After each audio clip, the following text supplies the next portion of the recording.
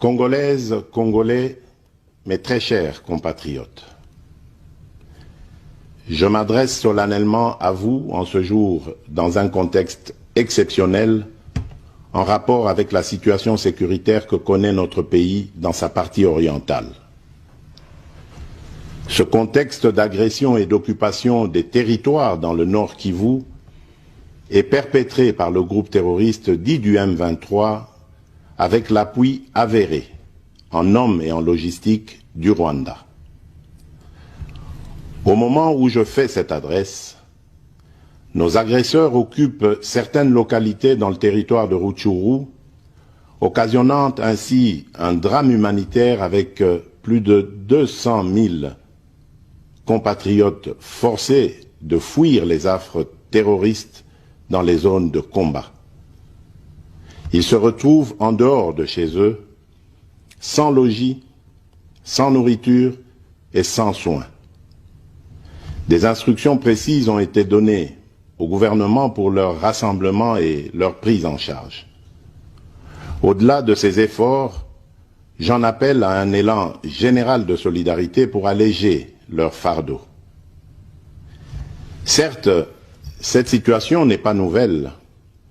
En effet, depuis plusieurs décennies, des groupes armés nationaux et étrangers écument l'est de notre pays en y commettant des atrocités innombrables sur fond d'exploitation illégale de nos ressources naturelles. C'est ainsi qu'à l'occasion de mon avènement, j'avais été amené à prendre l'engagement devant la nation de rétablir au cours de mon mandat la paix et la sécurité là où elles sont compromises et de les consolider là où elles existent.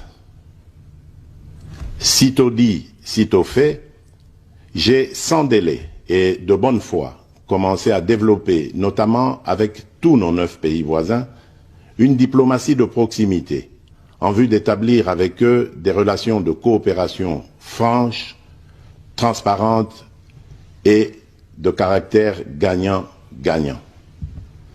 Avec l'Ouganda, par exemple, nous sommes allés jusqu'à décider de mutualiser nos forces armées afin de combattre ensemble la nébuleuse des ADF, une milice d'origine ougandaise qui cependant n'opère que dans le Nord Kivu. Et aussi, nous avons lancé 2 projets de construction de routes transnationales. Avec le Rwanda, un mémorandum d'entente a été signé dans le commerce de l'or avec une entreprise nationale. Une ligne aérienne a été ouverte à la compagnie nationale rwandaise dans notre pays et un accord de non-double taxation a été signé. Malgré cela, ce pays va nous surprendre en réactivant les terroristes du M23. Alors qu'il avait été défait par les armes en 2013, le M23 va refaire surface en prenant notre armée à court, notamment à Bunagana, cité qu'il occupe depuis le 13 juin 2022. En effet, sous la fallacieuse accusation de soutien des FARDC au FDLR, le Rwanda a en réalité des velléités expansionnistes, avec comme intérêt principal l'appropriation de nos minerais, et pour ce faire, il s'active à déstabiliser l'Est du Congo pour créer une zone de non-droit en vue d'assouvir ses appétits criminels. Pour faire face à cette situation, 2 options s'offraient à nous, la diplomatie ou la guerre. J'ai résolu de privilégier la première option, quitte à en venir à la seconde, faute de résultats. L'option diplomatique a donc été mise en œuvre. C'est ici l'occasion pour nous de rappeler que notre attachement à la recherche de la paix par des voies pacifiques n'est aucunement un signe de faiblesse, moins encore un aveu d'une incapacité de notre pays à s'inscrire dans une logique de guerre totale contre tous ceux qui continuent à abuser de notre patience, mais plutôt une expression de notre culture de paix et de notre identité légendaire de peuple hospitalier.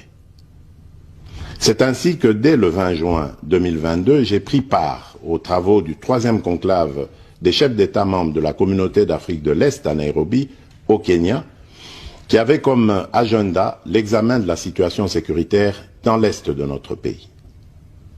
À l'issue de ce forum, les dirigeants des pays membres de la Communauté d'Afrique de l'Est sont tombés d'accord sur le déploiement d'une force régionale pour imposer la paix dans l'Est de la République démocratique du Congo.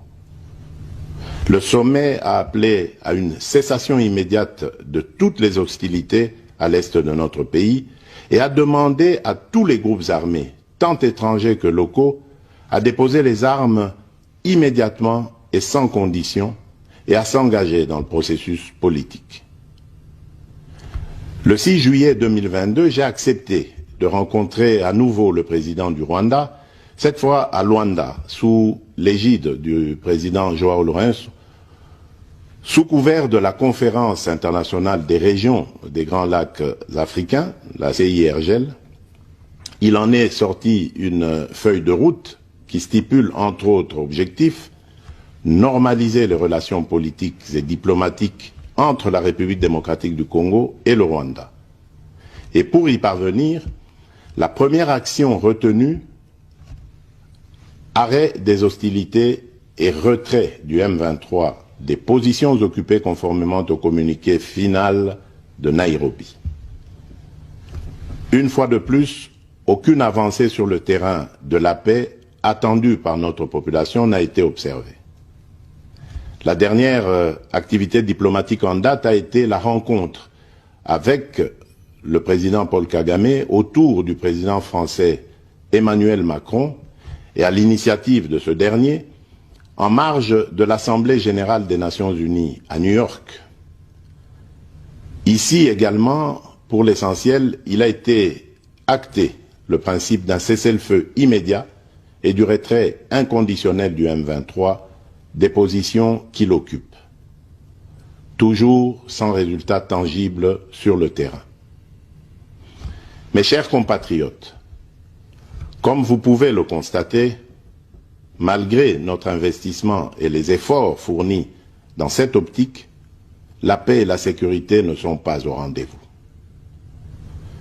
Garant de l'indépendance, de l'unité nationale et de l'intégrité territoriale, je réitère mon engagement constitutionnel de défendre la patrie jusqu'au sacrifice suprême. Mes très chers compatriotes, ne doutons jamais qu'ensemble réfléchis et engagés, nous puissions changer le monde.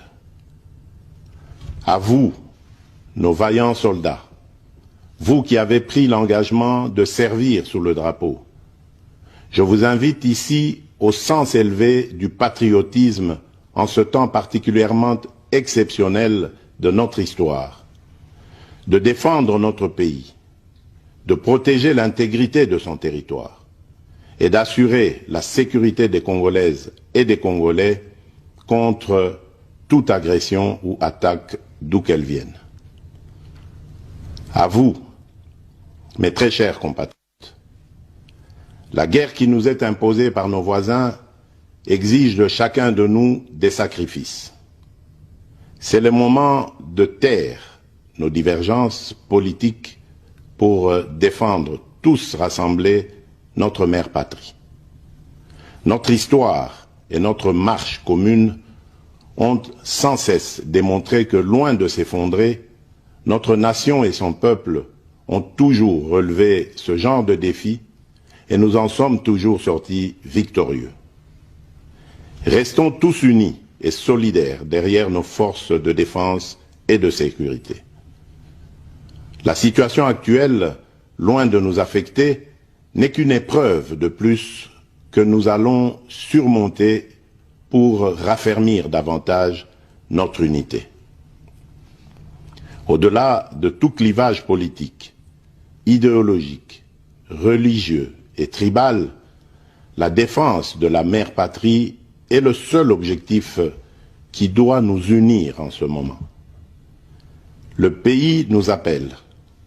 La nation a besoin de l'engagement de toutes ses filles et de tous ses fils. Je vous appelle à ne pas céder